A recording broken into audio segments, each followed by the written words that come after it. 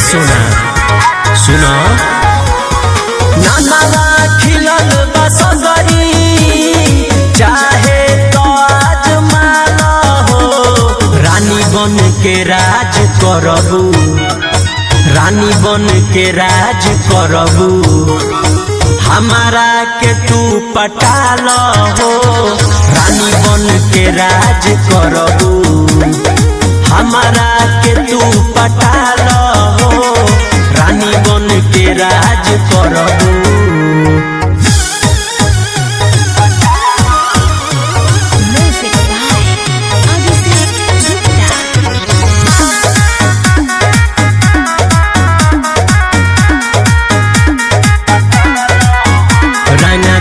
चले पूरा शहर में केहू नइखे यहाँ हमारा टकर में।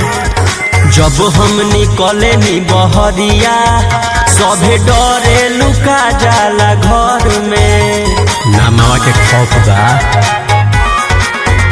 रंगदारी चले पूरा शहर में केहू नइखे यहाँ हमारा टकर में।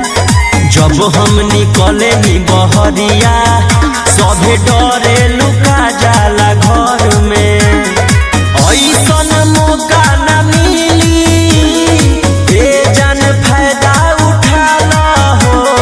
रानी बन के राज करबू, रानी बन के राज करबू, हमारा के तू पटाल हो। रानी बन के राज करबू, हमारा के तू पटाल हो। रानी बन के राज करबू।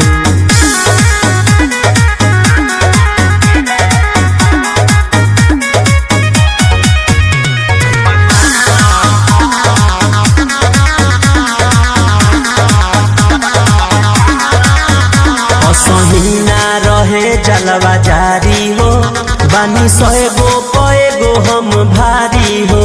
जाके अभिषेक बलैकी से पूछ ली हो कौन चीज हटे छोटू शिकारी हो। का बुझलू असहीना रहे जलवा जारी हो, बानी सएगो पएगो हम भारी हो। जाके अभिषेक बलैकी से पूछ ली हो कौन चीज हटे छोटू शिकारी हो।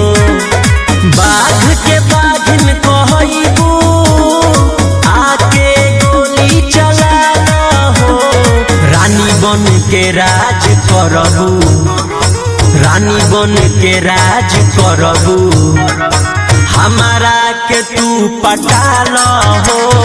रानी बन के राज करबू, हमारा के तू पटाल हो। रानी बन के राज करबू।